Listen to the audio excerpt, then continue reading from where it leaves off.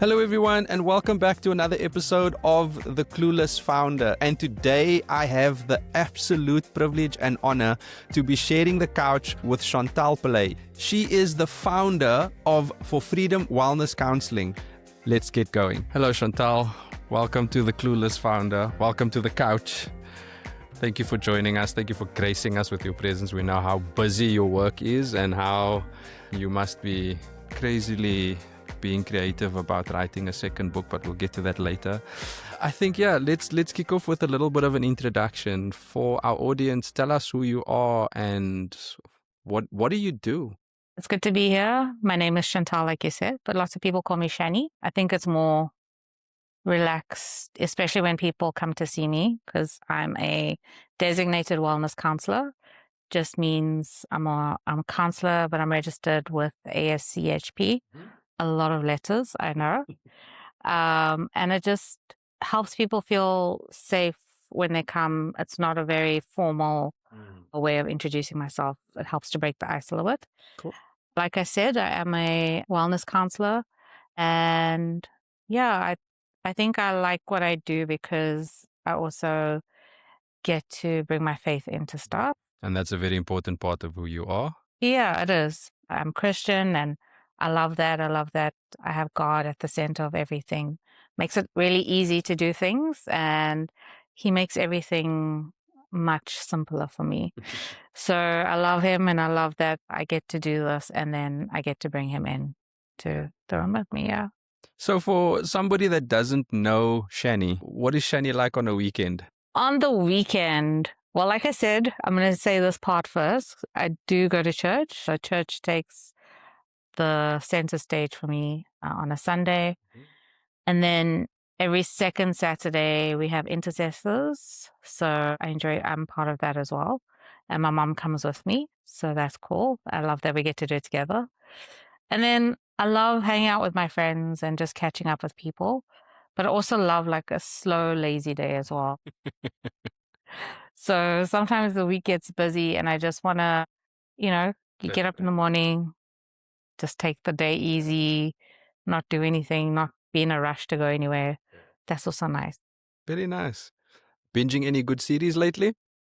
I've been watching, or re-watching, should I say, The Mentalist. Ooh, that's good. So for anybody that, wow, you've touched a nerve.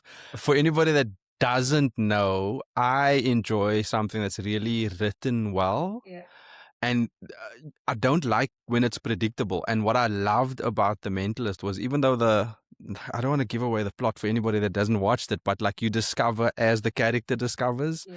So the first time watching it is always a good one. Yeah, I love that one. Nice. Yeah, I also like it because it's based on behavior, right? So there's a lot of stuff in there. So I love that. If I can add my 10 cents there, I'd say Lie to Me is very close to that one as well. Yeah. It's a little bit more edgy on the Lie to Me side, but I think those two you discover as the characters discover, the plot unfolds as it's meant to. It's not predictable. You start the movie, you know who's dying first. And also, like, it's nice because it's people. Yes. And it's how people think or feel, so I love that. Let's talk a little bit about For Freedom Wellness Counselling. So a lot of people don't know that you are a founder yourself, that you are a CEO or a SHEEO, depending on which school of thought you're in. So you've built something, you've built a brand, and it's known in your marketplace. People are aware of the fact that you are operating and that you're actually out there every day building and working. But tell us about the origin story for Freedom Wellness Counselling. What was the key point that you decided to not just be somebody that's potentially like a really good church counselor? Why did you decide to brand yourself, build something formal for your gift? It was a little bit hard, actually, to be honest. Charging for my services is a hard mix when you're not doing that and you do it and you want to see people be healed and whole and you want to see them reach the full potential that God has for them. And then making the change to actually registering, following all the, procedures, doing all the things to make sure that I am a fully fledged, able to operate as a wellness counselor. And the thinking behind it was I want to do this more often, but I want to do it full time. And I think that was where the shift came for me. I had to look at a few options and how do you do it? There's so many things out there. And then why do I do it? Because I wanted to help people. And I saw the need for it. There's a lot of need for people that have either experienced trauma, abuse, GBV is a very big one as well. There's a lot of people that are suffering. So I really wanted to help. And I also wanted to help in a way where it had a body, a board that governs it and it makes it legitimate in a way so that what I was doing was actually going to make a difference. And it's something that it didn't have to just sit within the four walls of church. It's like taking the church out of the building. Yes. And a lot of what I do is actually coming from word of mouth as well. So I think that was more the motivation of it. Yeah. It's a very like sacred thing that you're doing, that you're trying to monetize. Let me ask the question that I think people think about this space. I know I certainly do, which is why I'm curious about this one, is how do you balance monetizing what you do versus actually helping your clients? Look, it's very hard when you're gifted in something to take that and go, I've studied Yes. and I have this skill set that I've learned, and now I can take it and I can use it. Yes. Right? It's different when you're using it to build God's kingdom and then you realize, oh, wait a minute, I actually am passionate about this, but I also need to live. Yes. So it's a very real thing of we're gifted in something. And I mean, you're probably experiencing this as well. Some of it is learned, some of it you've had to like train in. And so for me, it's taking what I've learned and what comes naturally as well and using that to help other people. It's very hard for me to discern where am I letting my compassion override something. Especially in the beginning, it was very hard because I wanted to do everything for free. A lot of people don't understand that counseling is a job. Yes. And in it being a job, I also have bills to pay. Yes. And so the biggest thing for me is when people are like, oh, yeah, but I can't afford it. I do pro bono stuff, but I also do charge. And so as much as I can do some for free, I have to balance how much I can do for free. And then also, where do I feel led to do stuff where I know someone really can't afford it? And it's also like, do people value the service I'm giving them? There's a parallel here, and I think we've had discussions about this one or two times around getting someone to put money behind a commitment is more valuable. It's like there's so many. I use the YouTube example for something like this all the time. There's so much that you can learn on YouTube. But the minute you put spend behind it, you get to a point where you've made a decision that you're going to invest in yourself or in the learning experience, and you're going to put spend behind it. There's a deeper commitment around what you actually get out of it, because you've spent hard-earned money on a Udemy course or a course with a registered institution, or and you actually take the time and you value the commitment a little deeper than, oh, it's a YouTube channel and I can turn it on when I feel like it. There's a lot of people that learn so much from YouTube. I'm one of those individuals that my YouTube timeline is not filled with some random prank videos, but like it's a lot of tutorials, a lot of things that like feed my curiosity.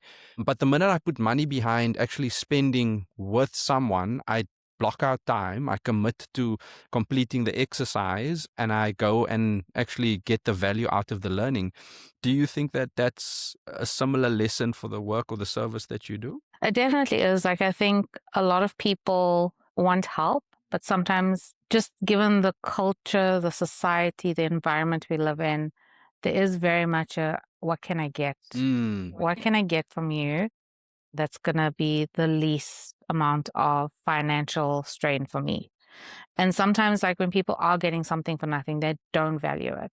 So I see, like, when I first started, actually, I used to have clients that I saw for free. I still do. Obviously, I said like I'm very, It's a balance exercise. and also being very connected to church. There are some clients from church where I don't charge to see them.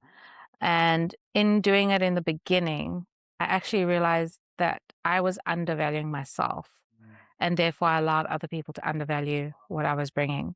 So because I didn't charge them, I didn't say to them, this is what it would cost to see me. And I didn't say, this is what my time looks like. So in the beginning, I was more just trying to meet them where they were at. Yes. But then they didn't actually value, so they wouldn't show up, some people. They wouldn't realize that it actually costs money, because if I'm not seeing them, I could see somebody else, and maybe that someone else could pay, and maybe they couldn't, but then that person could get help, and then that person could be on a journey of their own. So I think it comes down to like, how much value did I put on myself? In the beginning, it's very hard because you're wanting to like get your name out there, your brand out there. You want clients, you want people to like you want people to think that what you're giving them is great. But then I also found that, sometimes they just don't value you because you're actually not valuing yourself. So even now, if someone can just pay me a minimal amount, I will say, okay, I'll take that sometimes, depending on the person and the situation. And sometimes I'm like, I'm so sorry, like I'll give them a try. I'll say, come and see me. And depending on how that goes, if they can commit to that, if they can show up on time, because people don't realize this. When I first started, I had a lot of time. Obviously, you're building up. There's a lot of gaps in your days, so you're able to move people around freely. Now my days are not like that, but people still have the same mindset. So then I have to politely be like, oh, I'm so sorry, I don't have that time available. Yes. Here's what I can do. And then in saying that, you get some people who I've explained, I have this time slot available on this day or this time slot on this day. And they don't get back to me in time. They're like, oh, I want to see you tomorrow at this time. And then I'm like, oh, I'm so sorry, that time slot's not available anymore. Probably just like, again, comes back to why this is a professional organization. It's not something that you're doing to pass time. It's something that you believe you've been called to do. And others are now seeing value in it. So if there's a certain client that isn't maybe seeing the value or not seeing the full vision, there are those that are participating and participating well.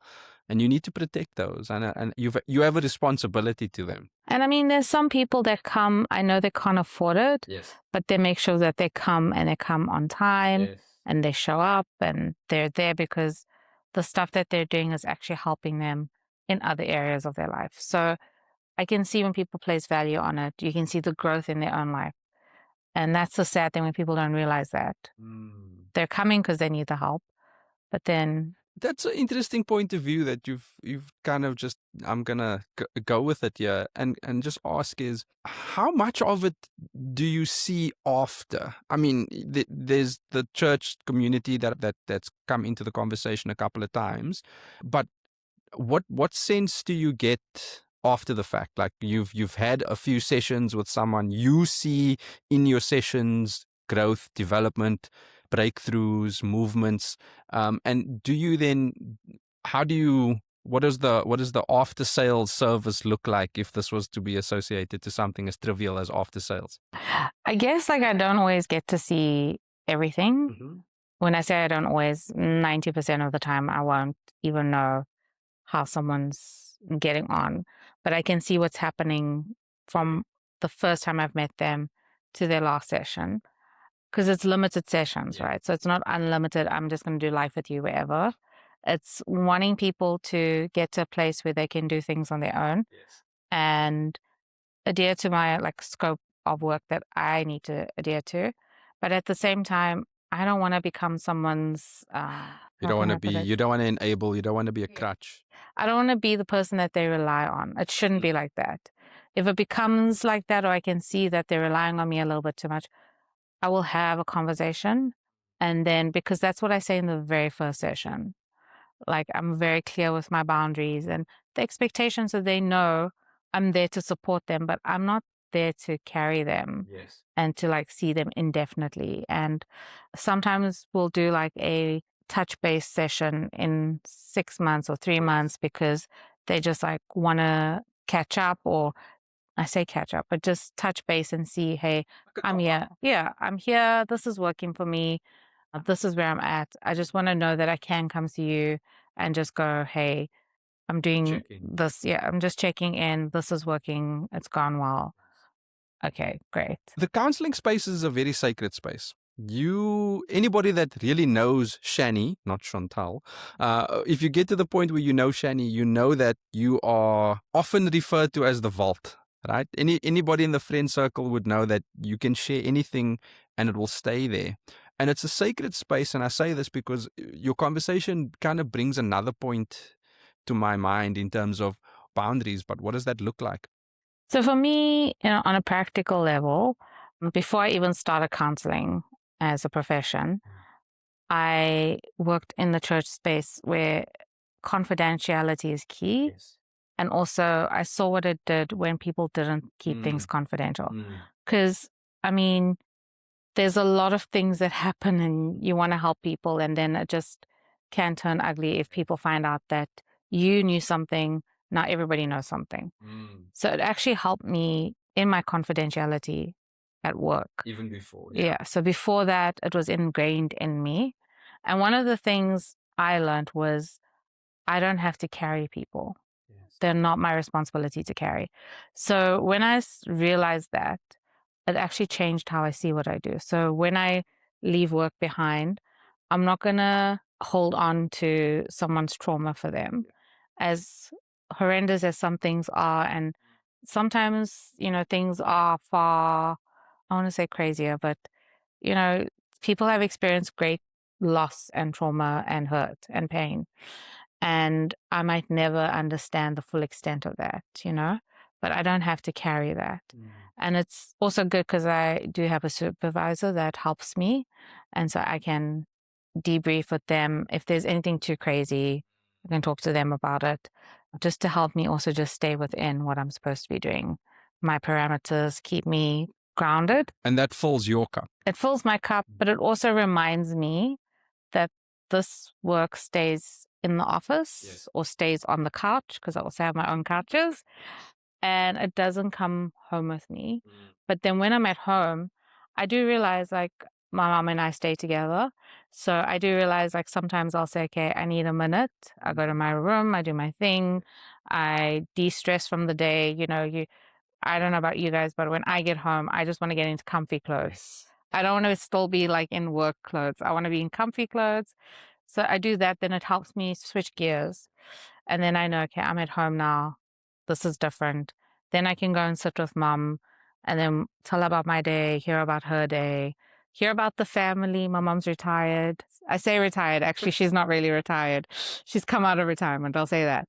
But, hear about her day, hear about what's going on. I do hear about the family. And then it just gives me a different kind of way to look at where I'm at. It's nice to see that it's not just you carrying the load and there's no kind of like drop off point. Yeah, that's key, because healthy counseling means healthy boundaries, which means you're able to assist more, which is yeah. And one of the things, like I said, the very first session, I was like, because obviously it's not good to counsel people that you're friends with or know well. As I always say, if you see me around, it's up to you how you want to approach it. I can ignore you and pretend I don't know you, but we don't have to be weird, because there's a lot of people around. I think 2026 is really like bringing the conversation of mental health and wellness to the forefront. I've certainly engaged with some of my friends, and some of them quite close to home, that have taken up the mantle of saying, hey, I'm not okay. I need support. And instead of us going, oh no, there's something wrong, and like, oh, cool, not inviting you to the braai next time. I think that there's the stigma about when people put their hands up, it's actually from a point of strength almost. Like that's the way I look at it. I mean, I don't think that it's anything to scoff at when somebody's putting their hand up to say, hey, I need help. That's a very vulnerable moment, but it's also a very powerful moment, because anybody that has been through a journey knows that true help, true assistance doesn't come from outside forces. It's not we've all grown up. If you grew up in a colored church as I have for all the years, you have your grandparents, your aunties and your uncles all praying for you. But the real truth of the shifting moment, the moment when, like, for example, when you stepped into salvation, that shift only comes when it's self-realized, eh? And when you take the moment to say, hey, this is very important to me and this is what something I need help with. And it's also understanding, just because somebody sees you talking to someone doesn't automatically mean that person's seeing you. Yes. You know what I mean? Professionally, it's like, it's a big world out there. And I think that's where people have gotten better at. And also, like, the clients that I see, they know. And I will say to them, if you see me outside of this room and you quickly want to tell me something, I was like, I will pause you and I will say, we can talk about it when I see you. That's good boundaries. Because I don't want something to get out and then they think it's because I told somebody. In the meantime, they've announced it. In the middle of the shopping aisle as I was packing potatoes. Exactly. So I make it quite clear that, if they see me, they shouldn't be afraid to say hi. But I will respect whatever they want to do. If they want to pretend like they don't know me, that's fine. If they want to say hi, they can say hi. We're not going to be besties, but like, it's, just hi, how are you? Good to see you. We live in the same world. We are people that live with people. So like, share the experience. Yeah. Awesome. Okay, let's maybe go into a little bit of free advice here for all of the listeners. One of the things that I think is quite prominent in 2026 is burnout. I see it in the community. I see it in some of the friends and, like, I would also say colleagues that are out there building. When you run your own business, it's a lot. You multi-hatting. There's a lot of responsibilities. One day you have to worry about HR. Then the next minute it's accounting. Then you are worrying about some system that is falling apart somewhere. Oh, and then the client walks through the room and you have to shift gears again. So there's a lot going on. That's just on the professional side. But then if you are a mom having to deal with all of that, plus then also relational stuff and also maybe what's for dinner tonight. So in 2026, a lot of discussions that I'm seeing around mental health kind of circle around that burnout scenario. So in your opinion, do you maybe want to share what your thoughts is around burnout, and if you've got any practical tips that people could follow to maybe identify some triggers and then possibly seek help? There are some signs that can tell you, hey, I'm hitting a wall. I'm starting to hit a wall. I'm getting close to hitting a wall. I'm hitting my limit and I don't know how to self-regulate. I think the most important thing is understanding yourself. Like, if you know yourself, you know what your limits are. Some people don't, and some people do. And sometimes you know your limits, but you don't actually know what to do when you get there, right? So some of the things I like to ask people, like, about themselves is just, what do you do for fun? Yes. Because one of the things I will give people to do is I will say, do something fun. We're working on a lot of things. There's a lot going on, and you still need to remember that life is fun. So what are you doing for fun? And when you can't identify what is fun, or when you can't see fun outside of gym and exercise and maybe even doing work, like, then I start to worry. I mean, I've had clients in the past who couldn't even tell me what food they enjoyed. Wow. Like, it was so like, what do I like? So when you start to know yourself, then you can start to see where everything lies. But also when you don't know yourself, it makes it harder to identify, like, what's going on. Where am I spiraling? Where am I not spiraling?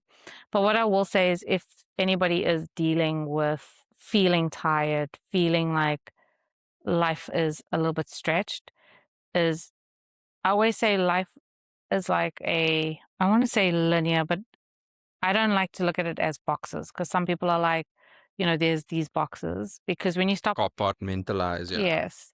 When you put things in boxes, it's harder for you to actually function when some of those pieces come together, because now they're touching and they're mixing and now you don't know what to do with those pieces. So I always try and say, like, look at how your day is going. Yes. Look at where you're spending your energy the most. Where do you spend your time? And then I'd look at it like, what are you doing for yourself? What are you doing for others? And what are you doing because you need to do it as well? So, like, if you're a mom, what does your day look like? When do you start? What does your quiet time look like? When do you spend time with God? Obviously, with parents, that all shifts and it looks different. So I'm not going to say you need to do this devotional and it needs to look like this. It's like, where can you find that time in your day, your new routine to kind of just find time for yourself? So when you start losing yourself, that's when you lose like part of who you are. And then you're running on empty because you're not actually filling anything in. And so the more you do that, the more you start to recognize where you're putting things in.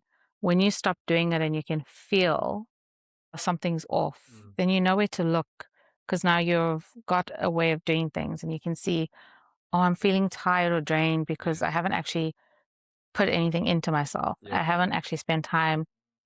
I'm just using reading the Bible as a very quick example. It could be anything. It could be exercise is good for you. So I wasn't saying exercise is bad, but when you're doing exercise for fun, it becomes a little bit different and it's difficult to kind of see fun as filling. I get it. As somebody that is barely competent at cycling, I struggle to get going. Like that for me, I understand it. It's work, right? You actually have to put yourself out there. It's when you get off the bike and the part when the ride is over and you've done your X amount of kilometers. I won't say how many kilometers, but it's the after, right? And I think I've seen that with runners as well. The actual run sometimes is hard, but then afterwards is good. And if that's the joy and that's the fun, it kind of convolutes the water in terms of what is relaxing and enjoyable. And it's also, if you couldn't do a physical exercise, what would you do for fun? So, I mean, if you sprained your ankle or if it was raining and you couldn't go running. So I'm always trying to think, like, what would you be able to do if physically you weren't able to do it? Because you still need to be able to know that there's fun out there outside of that. It's the same thing with anything. I just want people to think not one way of thinking. I want them to go, okay, if I wasn't able to do this, what else would be fun for me? Okay, so a lot of people don't know, but you are a published author. You've written a book. The book is called A Season for Healing. Do you want to tell us firstly just a little bit about the inspiration behind the book? I guess a lot of people who go into mental health, that space, have experienced some sort of trauma themselves, ironically. And sometimes, I'm not saying all the time, people want to help when they themselves have been hurt. Now, in my case, I first started studying and doing counseling. It actually brought up a lot of things that I was dealing with, like healing and stuff. Because part of my journey is that I was sexually abused when I was younger.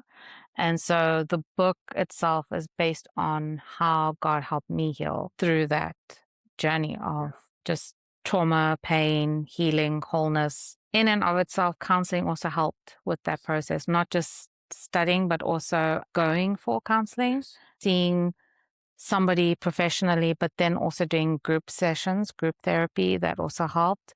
So for me, it's part of my life in essence. It's everything is ingrained in everything. But the book itself came from that place of wanting to help others because there isn't one way to do something. And my experience is different to the next person's. But I wanted to share what helped me. And I'd been wanting to write a book for a very long time. It's very hard because you have to kind of figure out what part of your story are you going to share.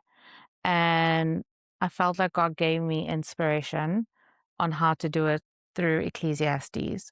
And it really just helped me pinpoint what I wanted to say and give me clear direction. What helped me and how can it help someone else? And you share so openly in this book. You share such a lot.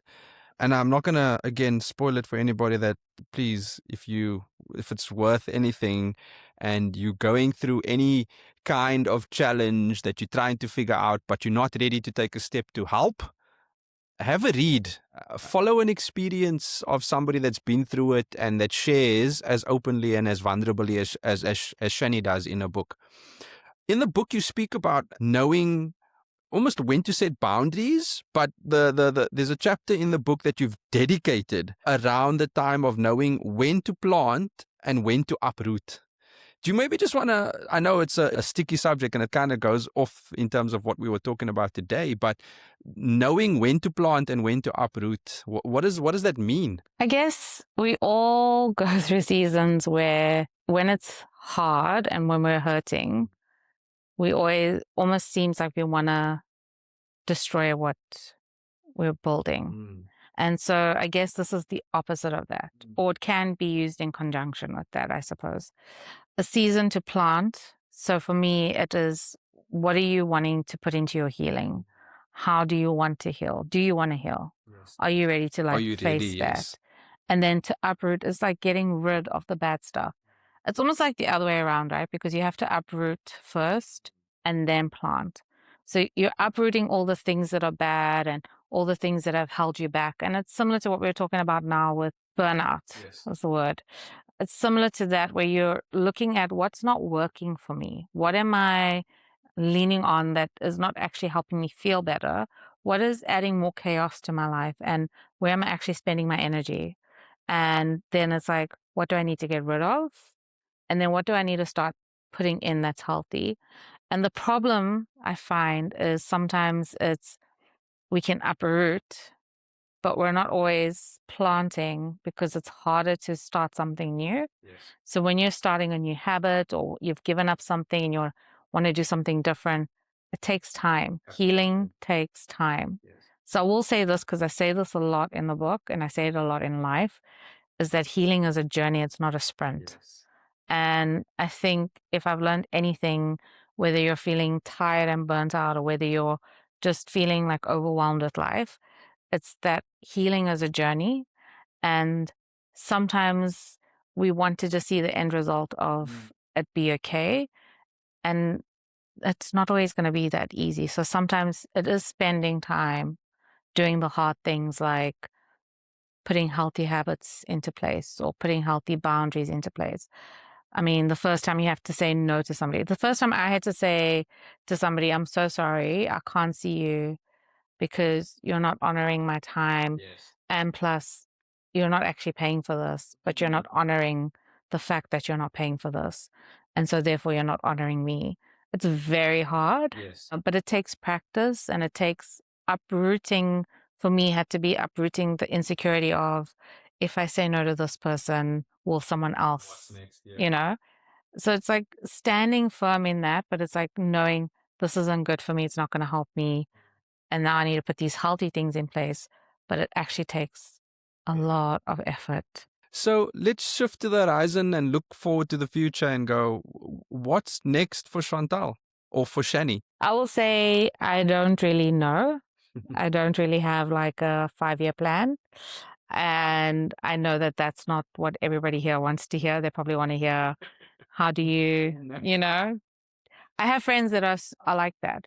For me, God works with me differently. And you will know, you and Tammy have helped me a lot over the years, like just getting the business up and running and just, sounding board, working things out with you guys as well, is knowing that for me, I actually trust God to show me what's next. I've planned and I've put in as much as I can. And I'm still looking to see what comes next. So all the big things are in place. Like my website is set up so that I can do business well. Obviously, there's always going to be improvement. There's always going to be room for improvement. There's always going to be room for growth. But when it comes to like, I'm going to be doing this in 3 years' time, I am not that person. I would love to still be doing what I'm doing, maybe on a bigger scale. I definitely am putting together a course based on my book, which is coming out soon. Yes, it's in the process. The course itself is written. It's just now gone to my very creative friend to help me put it together. So yeah, so Tam is working on that. She's helping me do that. And that's more where I'm leaning towards now, is just looking to see what is next in that space, because I don't want to be limited. I don't feel like I can box it. Yes. And it might not be what everybody out there is doing or would say or the advice they've been given. It's different for me because this is how my counseling has been going. This is how my life has worked. And so for me, the big picture things are in place, but how this part of it is, I'm not exactly sure what's going to come because I didn't know the course was going to come from the book. Do you know what I mean? Yes.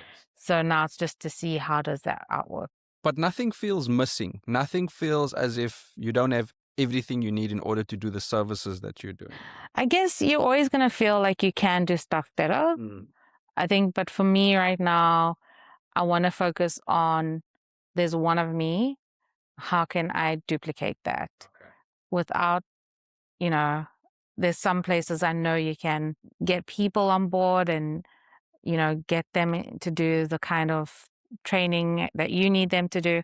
For me at the moment, I want to focus on the courses, more see group work happen, because I think that would also be good. And it's one central thing.